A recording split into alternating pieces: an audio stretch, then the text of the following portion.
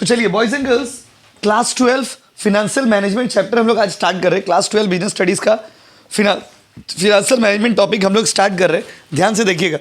देखिए सबसे पहले तो फिनेंशियल मैनेजमेंट होता क्या है। तो देखिए फिनेंशियल मैनेजमेंट में दो वर्ड है, एक है फिनेंस और एक है मैनेजमेंट। एक क्या बोलिए, दूसरा, एक क्या है, दूसरा, एक क्या है, दूसरा। तो फिनेंशियल मैनेजमेंट का मतलब होता है, एक वर्ड में होता है मनी मैनेजमेंट, पैसा को मैनेज करना। जब आप पैसा को मैनेज करना सीखते हैं, इसको हम लोग क्या बोलते हैं, फिनेंशियल मैनेजमेंट। तो फिनेंशियल मैनेजमेंट क्या होता है बाबू, फिनेंशियल मैनेजमेंट आप ना कोई चैप्टर छोड़ के नहीं आ सकते। मतलब जैसे क्लास 12 में क्या है कि क्लास बंगाल बोर्ड का ये पैटर्न है कि आप कोई भी चैप्टर को छोड़ के नहीं जाइएगा। मतलब छोड़ के जो चैप्टर आप जाएंगे वो नहीं कर पाएगा, क्योंकि आपको हर चैप्टर से कंपलसरी क्वेश्चन है। ऑप्शन नहीं है कि आप ये इसके बदले ये कर सकते हैं। तो क्लास 12 में एक खराबी बोलिए चाहे खूबी बोलिए बंगाल बोर्ड में, कि आपका कंपलसरी चैप्टर है, आप इसमें स्किप नहीं कर सकते। जैसे जो चैप्टर छोड़ दीजिएगा उसका मार्क्स आपका गायब हो गया, क्योंकि आपको करना ही पड़ेगा एग्जाम हॉल में। तो भाइयों और बहनों, फिनेंशियल मैनेजमेंट दो शब्दों से बना। कितना शब्दों से बताइए, एक फिनेंशियल और दूसरा, एक फिनेंशियल और दूसरा, एक फिनेंशियल और दूसरा। और फिनेंशियल मैनेजमेंट का सिंपल मीनिंग होता है मनी मैनेजमेंट। क्या होता है बताओ। तो जब हम लोग ये सीखते हैं, जब हम लोग पैसा कहां से आएगा, पैसा को कैसे यूज करेंगे, थोड़ा इंग्लिश में बोले तो how to get the fund, how to use the fund, how to. देखो पैसा का एक प्रॉब्लम है, जिसके पास ज्यादा है उसका जीवन में भी तकलीफ है, जिसके पास कम है उसके जीवन में भी तकलीफ है। जिसके पास पैसा नहीं है वो हमेशा ये सोचता है कि पैसा हम कहां से लाएंगे, और जिसके पास पैसा है वो ये सोचता है पैसा हम कैसे यूज करेंगे। तो this is the two question of every person who has the money. जिसके पास पैसा है वो ये सोचता है कि पैसा को कैसे यूज करेंगे, मतलब इंग्लिश में बोले तो how to use the fund. जिसके पास पैसा नहीं है वो हमेशा ये सोचता है कि how to get the fund. और इन दोनों सवालों के बीच में जन्म हो जाता है फिनेंशियल मैनेजमेंट का, जो कि आप पढ़ने के लिए जा रहे हो। फिनेंशियल मैनेजमेंट एक ऐसा सब्जेक्ट है जहां पर आप सीखते हो मनी मैनेजमेंट। कौन सा मैनेजमेंट बताइए, पैसा को मैनेज करना सीखोगे बाबू। किसको मैनेज करना सीखोगे, पैसा को। तो here you will learn money management. कौन सा मैनेजमेंट बताइए, मनी। तो पैसा कहां से आएगा, पैसा कहां पे जाएगा, ये सारा चीज जब हम लोग सीखते हैं, इसको हम लोग क्या बोलते हैं बताइए, फिनेंशियल मैनेजमेंट। क्या बोलते हैं बताइए, बोलो ना, यस, फिनेंशियल मैनेजमेंट। तो फिनेंशियल मैनेजमेंट का मतलब होता है मनी मैनेजमेंट। फिनेंशियल मैनेजमेंट का मतलब क्या होता है बाबू, मनी मैनेजमेंट। देखिए क्या लिखा हुआ है, financial management is concern with the efficient acquisition and allocation of fund. In other words, financial management is concern with the flow of fund and involves decision related to procurement of fund. तो financial management में लोग ये देखते हैं कि पैसा कहां से आएगा और पैसा को कैसे हम लोग यूज करें, how to get the fund and how to use the fund. एक वर्ड में होगा, और बहुत ही सिंपल वर्ड में आप ये कह सकते हो कि फिनेंशियल मैनेजमेंट का मतलब मनी मैनेजमेंट, मनी मैनेजमेंट। अब देखिए अगला सवाल है, objectives of financial management. Financial management का क्या ऑब्जेक्टिव है, क्यों करते हैं हम लोग फिनेंशियल मैनेजमेंट, क्या जरूरत है। तो आपने देखा होगा जब हम लोग एमसीक्यू सॉल्व करते हैं बहुत बार क्वेश्चन आता है। तो फिनेंशियल मैनेजमेंट का सबसे पहला ऑब्जेक्टिव होता है प्रॉफिट मैक्सिमाइजेशन। हर एक आदमी ये सोचता है कि कैसे हम अपना प्रॉफिट को ज्यादा से ज्यादा करें, मैक्सिमाइज करें, मतलब अधिक से अधिक प्रॉफिट अर्न कर सके। दूसरा है maintenance of liquidity. Maintenance of liquidity का मतलब होता है फंड को मेंटेन करना। देखिए लिक्विडिटी मतलब होता है कैश। क्या होता है बताइए, कैश।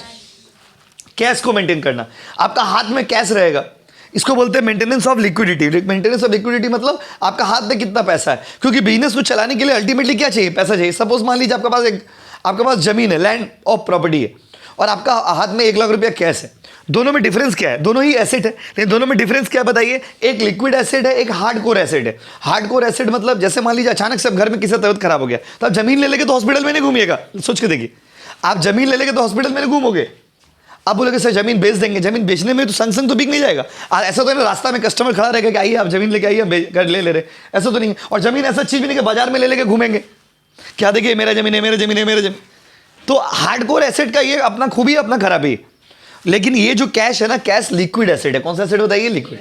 तो लिक्विडिटी मेंटेन करने में भी हेल्प करता है कौन, फिनेंशियल मैनेजमेंट। Financial management. अगला है प्रॉपर यूटिलाइजेशन ऑफ फंड। इस सब्जेक्ट में आप ये सीखते हो कि कैसे फंड को हम लोग यूज करेंगे। यूज क्या करेंगे आप, वो यूज। जैसे आप लोग कोई गवर्नमेंट से पैसा मिला मोबाइल फोन खरीदने के लिए, तो आप कैसे यूज किए उस पैसा को। गवर्नमेंट क्या क्या बोल के पैसा दिया आपको, 10,000 रुपये, बताइए कि बाबू तुम लोग मोबाइल खरीद लेना, या फिर आप लोग फोन ले लेना, या फिर आप लोग लैपटॉप ले लेना, या फिर आप लोग टैबलेट ले लेना, जो भी ले लेना, अपना पढ़ाई वाला चीज ले लेना। गवर्नमेंट यही सोच के दिया ना। 10,000 बहुत बड़ा बात होता है, तो गवर्नमेंट 10,000 रुपये आपको दिया कि भाई तुम अपना प्रॉपर यूज कर लेना। आप क्या किए, आप क्या किए, कोई कपड़ा खरीद लिया, कोई इधर खरीद लिया, कोई इधर यूज कर लिया, कोई उधर यूज कर लिया। अरे देखो इंग्लिश में बोला गया प्रॉपर यूटिलाइजेशन। प्रॉपर यूटिलाइजेशन तभी होता है when you use the money for the purpose for which it has been secured और प्रोक्योर्ड। जिस पर्पस के लिए आपने पैसा लिया है, जब आप उस पर्पस में यूज करते हो, इसको बोलते हैं प्रॉपर यूटिलाइजेशन। तो कोई भी फंड का, कोई भी पैसा का सही यूज तब होता है जब आप उसको उस चीज में यूज करते हो जिस चीज के लिए पैसा लिए। आप बैंक से लोन लिए घर बनाने के लिए, होम लोन लिए, आप उस पैसा का पी पा के खत्म कर दी, शराब पी के खत्म कर दी, ये प्रॉपर यूटिलाइजेशन नहीं।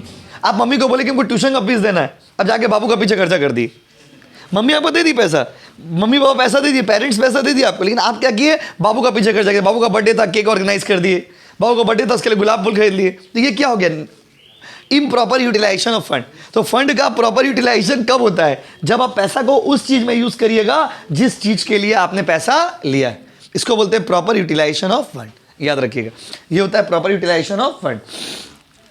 अगला है meeting financial commitments with creditors. जिससे हम कर्जा वर्जा लिए, वो लोग का पैसा भी तो चुकाना पड़ेगा। तो फाइनेंशियल मैनेजमेंट, खोलिए बाबू थोड़ा, फाइनेंशियल मैनेजमेंट पीछे खोलिए, पीछे लगे। फाइनेंशियल मैनेजमेंट का काम है क्रेडिटर का पैसा देना। भाई जो आदमी से कर्जा लिए हो, जिससे लोन वोन लिए हो, वो लोग का पैसा देना भी फाइनेंशियल मैनेजमेंट का काम है। बात समझे। उसके बाद अच्छा आप भी लोग आगे खड़े थे क्या। फाइनेंशियल मैनेजमेंट का 3 काम है। कितना काम है बताइए, 3। कितना काम है बोलो, 3। फाइनेंशियल मैनेजमेंट का 3 मेन काम है। आपसे पूछेगा what are the important function of financial management. Financial manager जो होता है ना, वो कंपनी का टॉप मैनेजर होता है, और फाइनेंशियल मैनेजर को बोलते हैं सीएफओ। क्या बोलते हैं वो, CFO. C for chief, C for chief, F for financial, O for officer, C for chief. Cheap नहीं, चीफ। क्या बाबू, चीफ।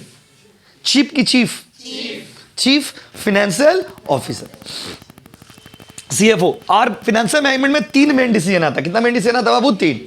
पहला डिसीजन होता है इन्वेस्टमेंट डिसीजन, पैसा कहां लगाएंगे, that is called investment decision. We have to put the fund, that is the investment decision. दूसरा है फाइनेंसिंग डिसीजन, पैसा कहां से आएगा। और तीसरा है डिविडेंड डिसीजन। डिविडेंड डिसीजन का मतलब होता है अगर कोई आदमी कंपनी में पैसा लगाएगा तो कुछ एक्सपेक्टेशन से लगाएगा, तो कंपनी में जो प्रॉफिट होगा, प्रॉफिट को हम लोग कैसे बांटेंगे, बांटेंगे, इसको बोलते हैं हम लोग डिविडेंड डिसीजन। तो फाइनेंशियल मैनेजमेंट में कितना मेन डिसीजन है बताइए, 3। क्या क्या मेन डिसीजन बताइए। पैसा कहां लगाएंगे, दैट इज इन्वेस्टमेंट। पैसा कहां से आएगा, दैट इज फाइनेंसिंग। और किसको कितना प्रॉफिट बांटेंगे, दैट इज डिविडेंड। समझ रहे हो ना। ये था हम लोग का 3 फंक्शन। आपसे पूछेगा right 3 important functions of financial management. तो फाइनेंशियल मैनेजमेंट का 3 मेन फंक्शन क्या क्या हो गया बताइए। पैसा कहां से आएगा, पैसा कहां लगाएंगे, और किसको कितना प्रॉफिट देंगे। तो जब आप ये सोचते हो कि पैसा कहां से आएगा, इसको क्या बोलते हैं, फाइनेंसिंग। जब ये सोचते हो पैसा कहां लगाएंगे, दैट इज कॉल्ड इन्वेस्टमेंट। और जब ये सोचते हो प्रॉफिट को कैसे बांटेंगे, दैट इज कॉल्ड डिविडेंड। अब आइए पेज नंबर आ जाइए, फाइनेंसिंग डिसीजन में आ जाइए, पेज नंबर 58।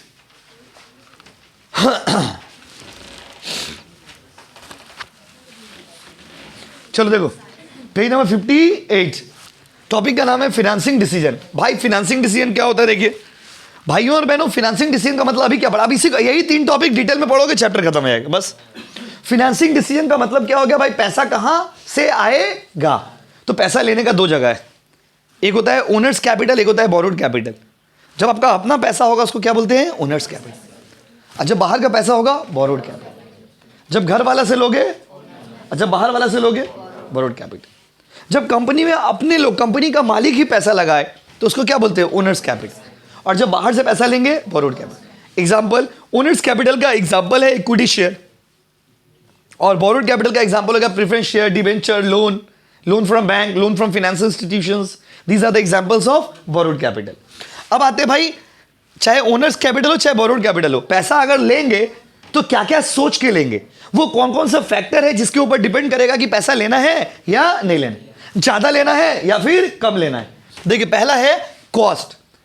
एक आदमी हमेशा पैसा उस जगह से लेगा जिसका कॉस्ट क्या होगा, मिनिमम। सपोज आपके पास 4 ऑप्शन है, चारों जगह से आप पैसा ले सकते हो। आप कहां से पैसा लोगे, आप उस जगह से पैसा लोगे जहां से इंटरेस्ट क्या लगेगा, वो कम। इसको बोलते हैं कॉस्ट। क्या बोलते हैं वो, कॉस्ट। हर एक आदमी पैसा उस जगह से लेना चाहेगा जहां पे कॉस्ट क्या होगा, वो मिनिमम। कॉस्ट क्या होगा बोलो, कस्ट क्या होगा बोलो?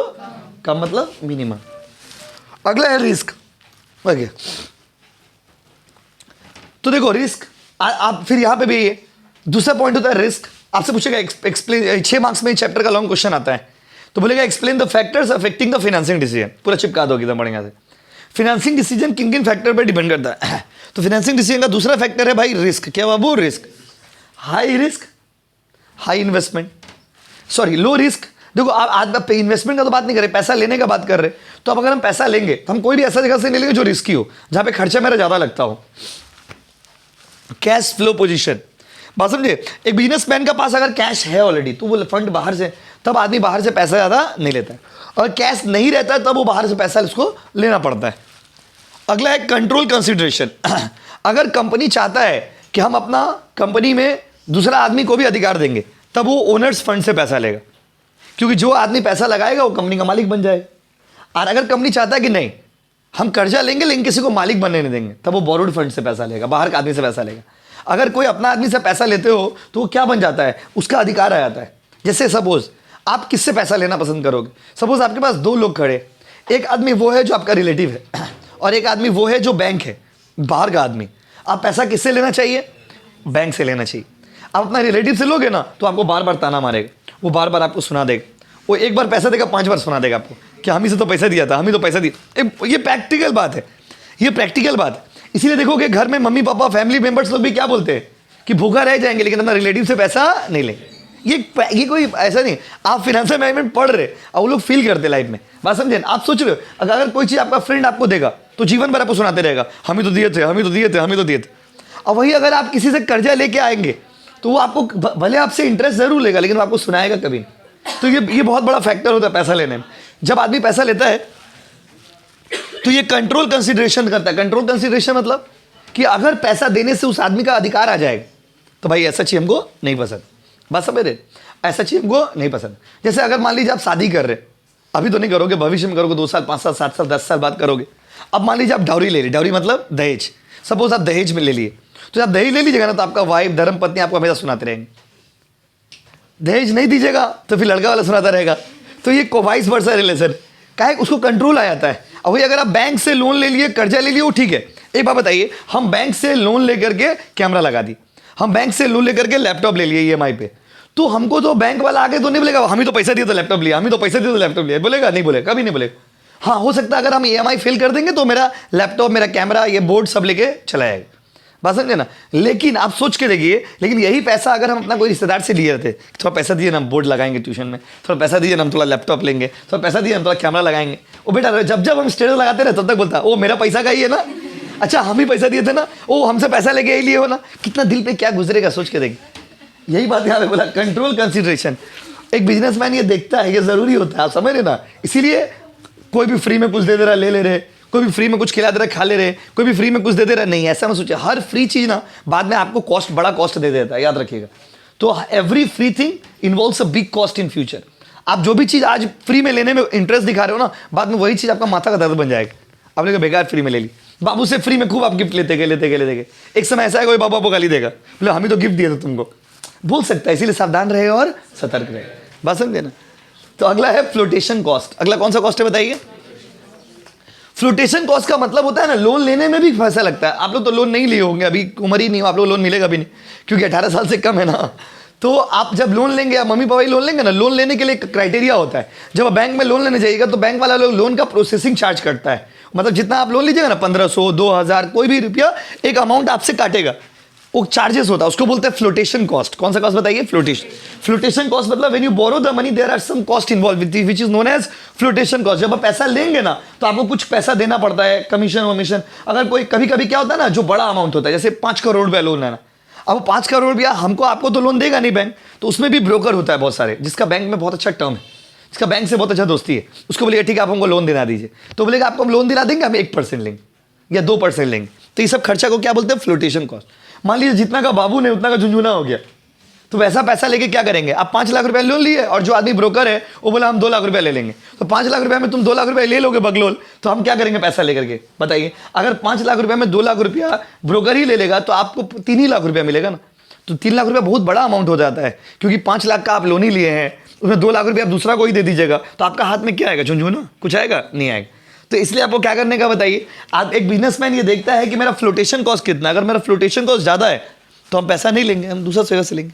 फ्लोटेशन कॉस्ट कम होना चाहिए।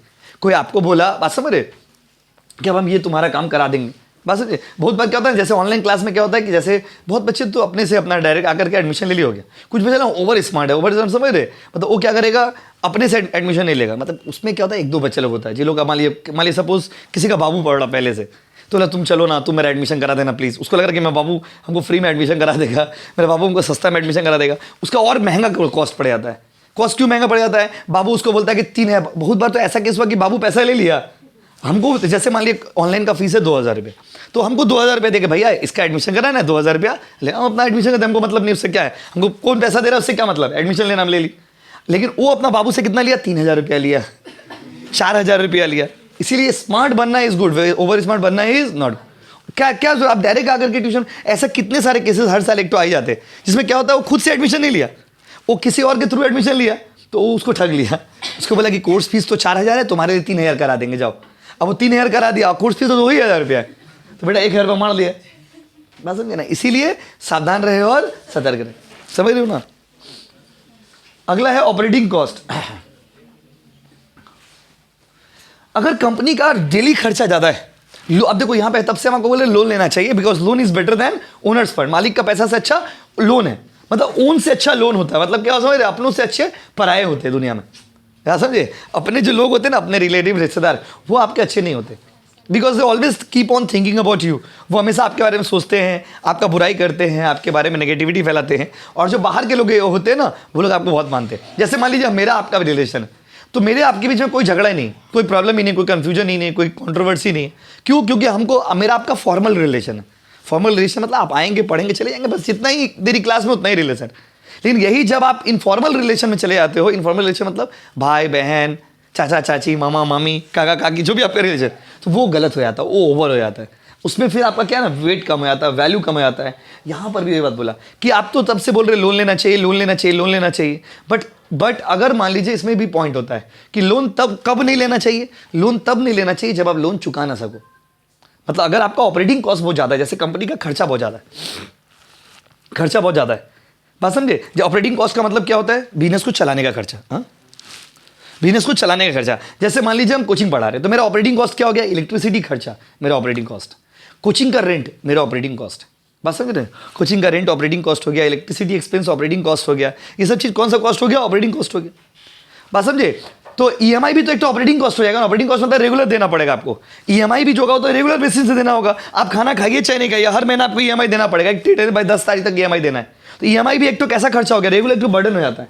तो बोला है कि एक बिजनेसमैन को लोन तभी लेना चाहिए जब उसका ऑपरेटिंग कॉस्ट कम हो। अगर ऑलरेडी आपका ऊपर बहुत बोझ है, ऑलरेडी आपका ऊपर खर्चा का बर्डन बहुत ज़्यादा है, और उसके बाद भी आप जैसे आप लोग अभी पढ़ाई कर रहे हो, तो आपका मम्मी पापा के लिए आपका पढ़ाई का खर्चा भी एक ऑपरेटिंग कॉस्ट। ऑपरेटिंग कॉस्ट मतलब फिक्स कॉस्ट। ट्यूशन जाओगे ट्यूशन फीस देना पड़ेगा, स्कूल जाओगे स्कूल का फीस देना पड़ेगा, बात समझे ना। बुक्स खरीदोगे बुक का पैसा देना पड़ेगा। तो ये पेन पेंसिल ये सब रेगुलर एक्सपेंसेस है। बच्चा ट्यूशन जाएगा तो भाई पूड़ी खाने के लिए पैसा कैसे नहीं देंगे, लो 10 रुपये पूड़ी खा लेना।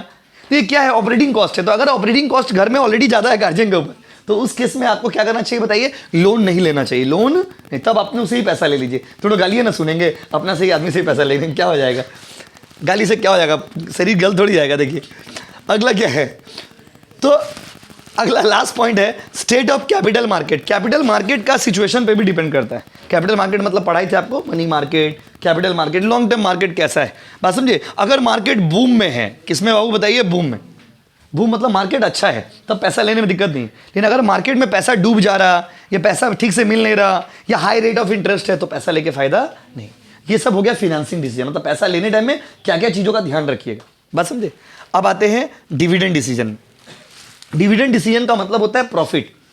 प्रॉफिट का वो हिस्सा जो हम लोग बांटते हैं उसको क्या बोलते हैं बाबू, डिविडेंड। प्रॉफिट का वो हिस्सा जो हम लोग बांटते हैं उसको क्या बोलते हैं बाबू, डिविडेंड। जब आप प्रॉफिट बांटोगे तो क्या बन जाएगा, डिविडेंड।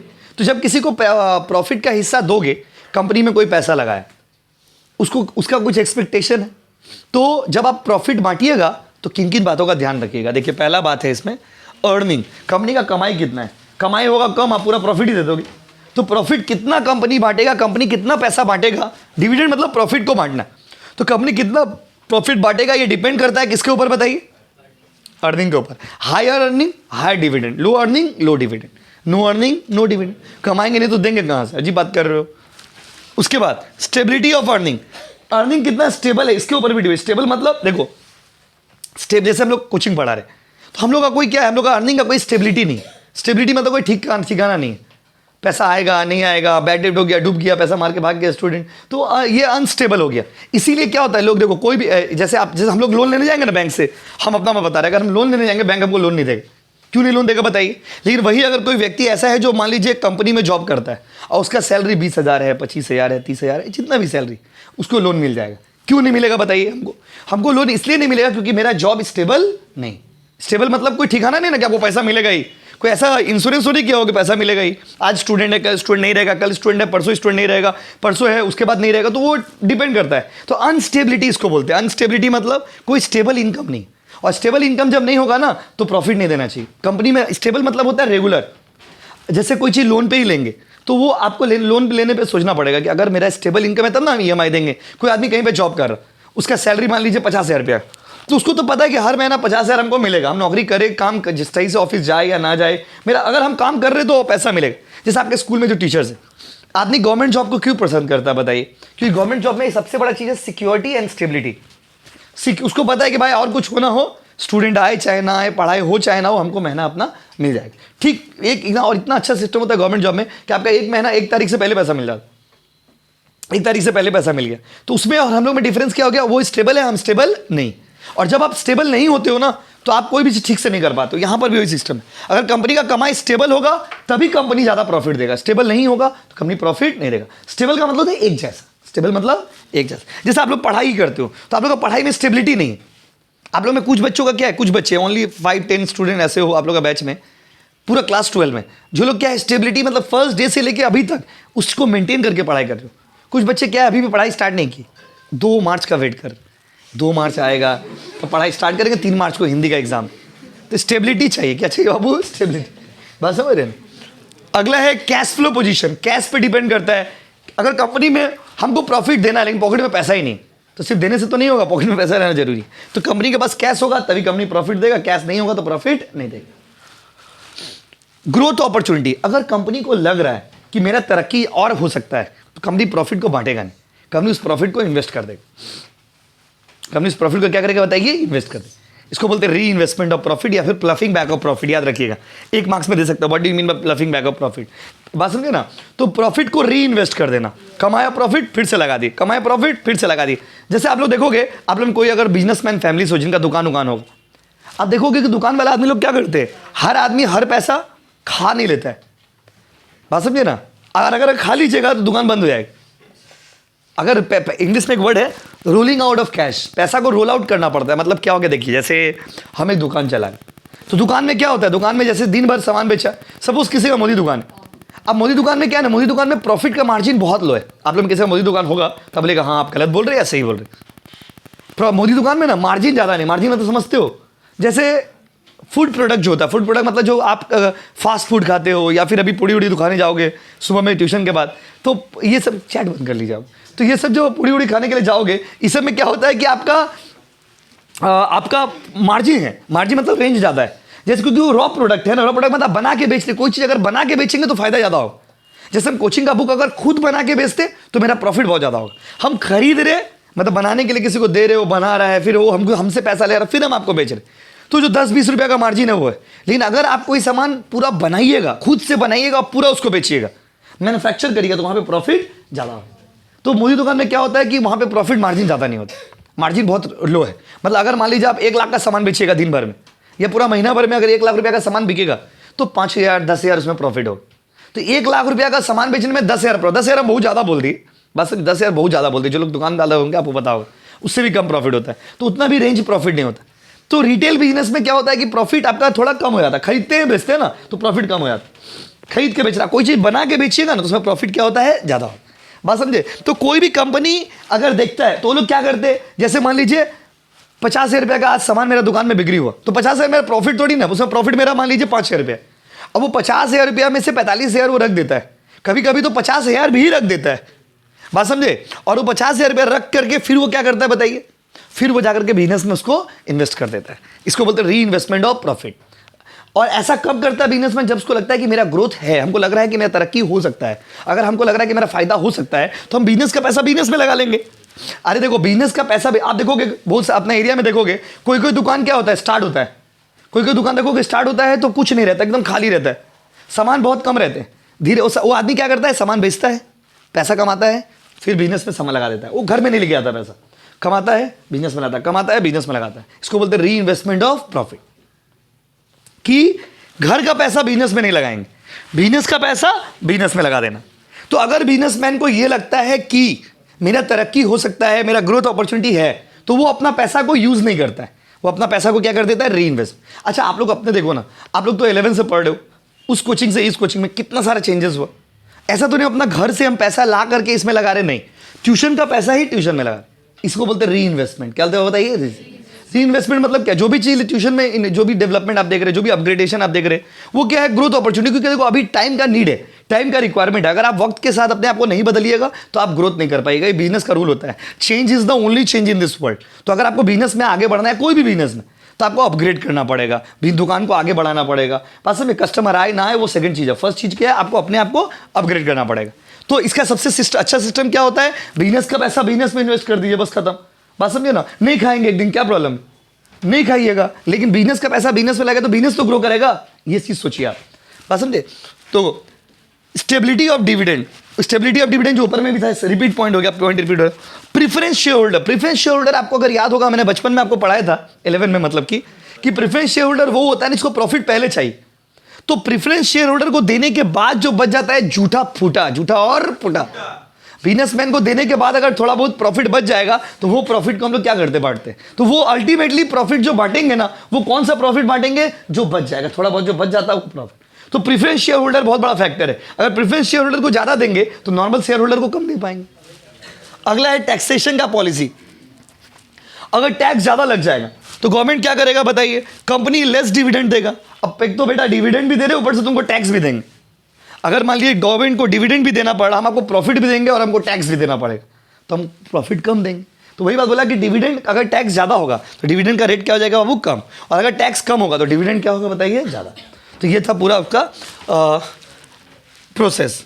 अब देखो इसमें बहुत सारा पॉइंट है, 6 से 7 तो पॉइंट ही पढ़ना है, 6 से 7 पॉइंट आपको रीडिंग करना है, ज्यादा पॉइंट रीडिंग करना दरकार नहीं।